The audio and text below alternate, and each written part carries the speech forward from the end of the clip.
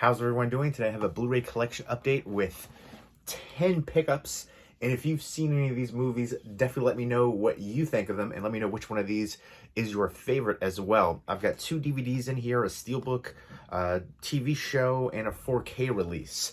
So an eclectic mix in here, format-wise and genre-wise as well. First up is King Richard. And this, and then the next release I'm going to show you are a review copy sent to me from Warner Brothers. And Will Smith is playing Richard Williams, the father of Venus and Serena Williams. So it's a biopic about him, especially focusing on him, but the whole family right there and the drive to become, great tennis players for Venus and Serena, really pushing them and, trying to make a huge impact in the sport and world as well. I think Will Smith is a tremendous actor. I've heard great things about this one, so I'm looking forward to checking this one out. Let me know what your favorite Will Smith movie is. I'm still waiting for that Hancock sequel and the Bright sequel. Bright, I thought, was actually really good, a Netflix movie. I enjoyed the heck out of that one. And I think he's a very talented actor. I pretty much will watch anything that he's in. I Am Legend is an all-time favorite, I, Robot, but he's been around for a long time. Where the Day Takes You, I feel like is kind of underrated, but very talented. I grew up on The Fresh Prince, so I think he's got a range where he can show, drama and comedic roles, action too, Bad Boys, of course. But looking forward to seeing what he does next. Hopefully we'll get some of those sequels. And King Richard will have a 4K release as well. I have the Blu-ray sent again from Warner Brothers to review, and they sent me a 4K release of this next movie, which I'll show you in a moment. And thankfully, it is a sticker for Rotten Tomatoes on here instead of printed directly on the cover. So I'm going to go ahead and peel that off and flush it down the toilet. Next up is Catwoman Hunted. This is a DC animated movie, and this has some good voice work. Lauren Cohan from The Walking Dead, Maggie, Riker from Star Trek Next Generation's in here, Keith David from They Live, The Thing, a few other, Kelly Hu, a few other recognizable people. DC animated movies are actually really good. Don't sleep on them. I feel like they're oftentimes better than the live action movies, and they often have great voice actors involved. This is, revolving around Catwoman, and she's trying to get this most valuable emerald.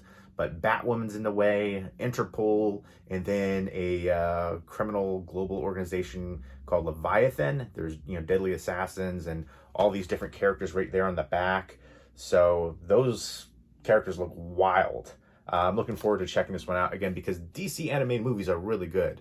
Definitely check them out. And a couple of the Mortal Kombat animated movies are really good recently too. Scorpion's Revenge especially. High recommendation on that one.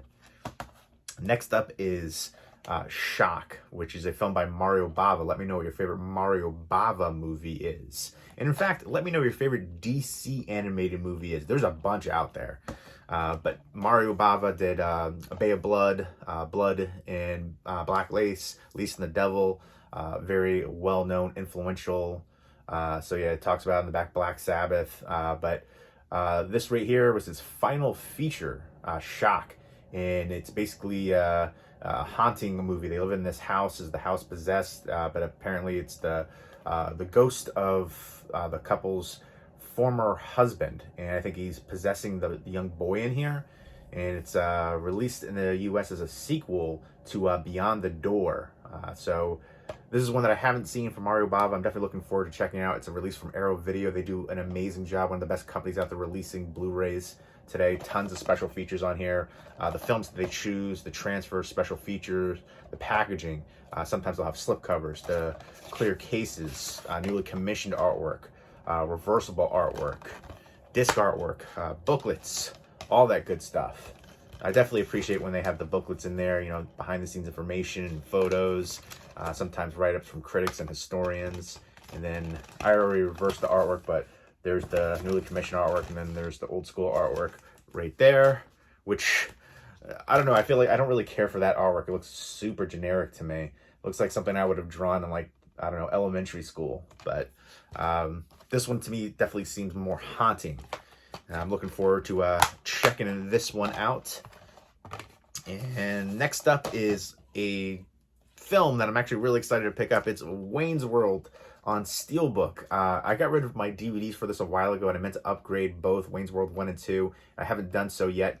It's funny because they went out of print briefly, and then they got re-released. I think they might have gotten re-released a couple times, but I haven't had a chance to pick them up yet. So I'm hoping maybe there'll be a Wayne's World 2 Steelbook coming in the future. Why not? I think it's a good sequel. I think it's a fun time. But I love these characters. I love this movie. Grew up on it. Spinoff from SNL. There's been some good spin-off SNL movies and stuff, and some not so good ones too. But let me know what your favorite SNL spin-off movie is. And it has all the quotes right here. This is the 30th anniversary edition. Party on. And this is directed by Penelope Spheris, who directed Suburbia. She directed Little Rascals and the Beverly Hillbillies, two TV to movie adaptations. She directed a couple movies with David Spade, Black Sheep with Chris Farley, of course, too, and Senseless with Marlon Wayans and David Spade. I actually sold my Senseless Blu-ray recently for $75, which seems like a lot of money, but the only one on eBay was going for $200, and they were selling for over $100. So, I got a little bit more money out of it, and the person who got it was happy they got a deal compared to what they were going for, which is just such a wild concept for some of these out-of-print Blu-rays. And that movie to me was like a middling comedy movie. I remember watching it as a kid and appreciating it a lot more back then, but it doesn't hold to the memory of it now. Although the Patrick Ewing scene is comedic gold. Love that. That's my favorite part in there. Matthew Lillard was great too, as the crazy roommate with all the different piercings. But Senseless doesn't hold to my memory. And I feel like that's another thing too. Wayne's World was briefly out of print and it got re-released. Apocalypto, a whole bunch of other movies that were out of print got re-releases. So I feel like oftentimes if a movie's crazy out of print, you might want to take a risk and sell it and see if it can get a re-release. It doesn't always happen, but for that one, that was an easy decision to get rid of that movie. But I digress. Just talking about, Penelope Spheris, the director here. But beautiful release from Paramount. And there you go. It does have a commentary from director Penelope Spheris as well, and some interviews. And I just love the look to this one with all the different quotes all over. Wayne and Garth has a digital copy. It has interior artwork. There's the disc. This is an impromptu unboxing, but love that interior artwork shot too. If you're going to pay a premium price for a Steelbook, although this is actually relatively inexpensive, it's $14.99 right now. But regardless, if this is for collectors, essentially, you want that interior artwork. Back in the day, you didn't see as many with interior artwork. Now it's pretty much the norm. But I feel like a lot of times they can just throw up something generic in there, but that's not the case here. That was a great design choice for the Steelbook overall, and especially the interior artwork. That was just an awesome shot. So super happy for this one. I love the heck out of Dana Carvey, Michael Myers. Just such a fun time. Tia Carrera, such a babe. But I love the whole supporting cast in here too. So it's just a nostalgia trip for me. Super happy to have this in the collection. And next up is Candyman, Day of the Dead, Dias de Muerte. The big draw for me for this one is Donna D'Errico. This is from Vestron Video Collector Series, though. I'm happy to see them continue to release movies. I haven't seen this one, and I did see the second one. The first one's iconic, one of my favorite 90s horror movies.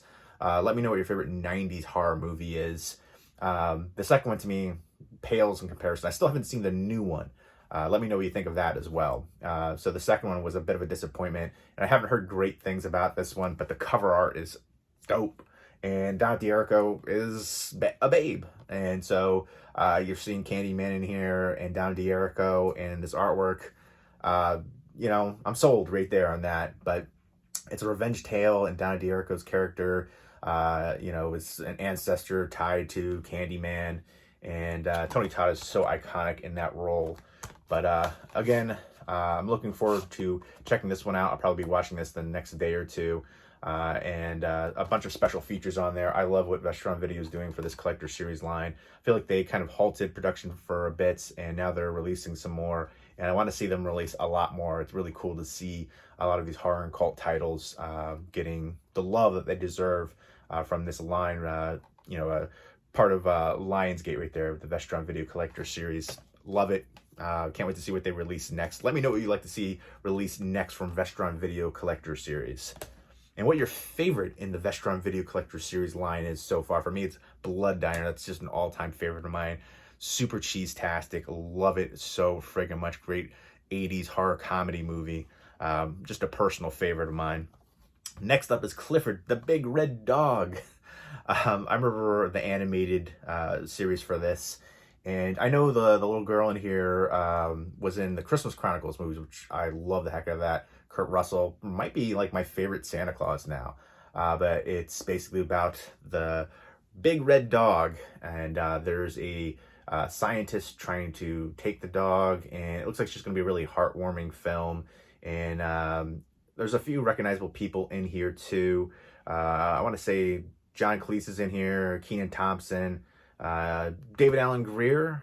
So this one is directed by Walt Becker, who directed Van Wilder, which I love the heck out of that one. Ryan Reynolds is one of my favorite comedic / action stars. I remember watching him way back in the day on Two Guys, a Girl, and a Pizza Place, a TV show. And I was thinking, like, this guy should be famous. Took a little bit, but, you know, he's blown up now. Not just Deadpool. I just think he's very talented. But Walt Becker also directed Old Dogs and Wild Hogs. Those are two, like, I feel like dad comedy movies. But I enjoy them. And I'm actually going to be a dad soon, so that fits. But before that, I would consider that. But this looks like it's going to be, you know, fun movie right here, you know, family movie. And I have a kid on the way, so I figured this would be a good movie to keep in the collection now. And again, I do remember the animated Clifford, the Big Red Dog show. So there you go, some nostalgia factor too. Next up is Saint Maud. And it's a film by Rose Glass. I believe this is her feature-length directorial debut. This is a wild movie. I heard a lot of rave reviews for me. I'm going to revisit it. I didn't love it on the first go-around. It was, what they would call a slow burn. And I did like the payoff, but it was not enough. That was just like a quick shot, and I definitely wanted more from it. Psychological horror, and it's about this, kind of like a hospice nurse, and she's super religious and just crazy, mentally unstable, and she's obsessed with, saving her dying patient's soul, and just it shows a little bit of depth about her character and her past as well. As the film progresses, she talks to other characters, and you see certain things that she does. So it's just very chaotic, very wild, and it's beautifully shot though. And I do think Rose Glass is very talented for this to be her feature-length directorial debut. I will definitely check out what she does in the future. While I didn't love the film overall, I can definitely appreciate her talent there. And the lead actress was so friggin' amazing, that role. The performance from her, Morfred Clark was her name, and that performance was incredible. Just often terrifying, just a look that she would give, it is unbelievable. You definitely don't, second guess it at all. You definitely think she's in there, truly authentic, and she did an amazing job. So I am going to revisit this one again. I didn't love it. I've heard so many rave reviews. Maybe it was one of those things where I just didn't love it to the hype because I heard so much about it. And I really hate these stupid Rotten Tomatoes printed directly on the slipcover. It is a beautiful slipcover. Rotten Tomatoes to me is a trash rating site. There's just no middle ground. It's like a 90 or a 20. IMDb is the site to go to if you want legitimate reviews and ratings. So I always rant about that, but I hate the fact that they're just printed on now. And this is an A24 release. I know there is a lot of fandom for A24. I don't love everything that they release, but I do appreciate their creativity. That's something I've found with the majority of the releases, just a lot of creative content. And even if I don't love the movie, I can definitely appreciate that aspect for it. Let me know what your favorite A24 release is. Let me know what your favorite psychological horror movie is. Next up is American Sicario. And this one is apparently about the rise and fall of Eric Vasquez, who's the first American-born drug lord in Mexico, and has Danny Trejo in here. And I do like the Sicario films. Those were amazing. I'm not expecting it to be on that level at all. And then Philip A. Haddad is the lead guy right here. And it's funny because I know a Haddad. I went to college, and he was in my fraternity. Not Philip, but Michael. Mikey. But yeah, this looks like it's gonna be a tense movie, dealing with cartels and stuff like that. And he's crossfire between deadly cartel, DEA, Mexican authorities, and he's going from safe house to safe house, trying to survive and protect his family. And there's a dynamic thriller and a fateful showdown. I definitely appreciate Danny Trejo. He's been around for so long. Runaway Train. There's small cameo, like one of his very first ones there. But let me know what your favorite Danny Trejo movies. Machete is awesome. I want to see more Machete movies. I think he can still do it, and pretty awesome to see him, from Dusk Till Dawn to everything in his life. So I'm a big fan of him. But looking forward to checking that one out. Next up is, don't judge me on this one, but I'm actually excited for this one. Miss Willoughby in the Haunted Bookshop with Natalie Cox and Kelsey Grammer. I'm a big fan of Kelsey Grammer, of course, Frasier, one of the best spin-off TV shows ever from Cheers. That's Cheers, one of my all-time favorite, top 5 for me TV shows. Frasier in top 10 for me. So I'm a big fan of Kelsey Grammer. This to me just seems like a comfort movie. I don't know, it makes me think of Murder, She Wrote a bit. But it's, says she's a detective and she's skilled in strategy, literature, and martial arts. And she's trying to solve this case of a haunted bookstore from a friend. Is it a ghost? Is someone playing trick on her? Is it a hallucination or something more sinister? And it says, move over, Mrs. Marple. There's a smart, stylish new detective in town. I don't know, just seeing this, it makes me think of other TV shows similar, detective, female-led. And I love, libraries and bookstores and stuff like that. So I don't know. I'm looking forward to this one. And then Kelsey Grammer. It just seems like a comfort movie. So definitely looking forward to checking this one out. Released from Lionsgate. This one, super excited from Starz and Lionsgate release TV show Heels, the complete first season. And this stars Stephen Amell from Arrow. And it's about wrestling and small town pro wrestling in close-knit Georgia community. And it's 2 brothers. One plays the heel, one plays the baby face, and the other guy is Alexander Ludwig. And they're trying to fight over their late father's legacy, and just a bunch of different cast and characters and their interactions, girls and family. And I really enjoy wrestling, grew up on it. Let me know who your favorite wrestler is of all time and modern. I'm starting to get back into AEW, and I grew up on WWF, WCW, especially the Attitude Era. So Razor Ramon was probably like my favorite growing up as a kid. And let me know what your favorite TV show is that's on currently. So I'm definitely excited to check this one out. Again, I enjoy wrestling. I enjoy the characters and also finding out about their real lives and all the drama that can happen there. I watched a bunch of the WWE documentaries recently. They were amazing, especially the Macho Man is super crazy. But really interesting to find out about them. And really looking forward to checking this one out. Heels, Season 1, and has the swing tray, 2-disc set right there. So there you go. Those are the 10 pickups. If you've seen any of these, definitely let me know what you think of them, and let me know which one of these is your favorite. Leave me those comments down below, and I hope everybody's doing well. Take care.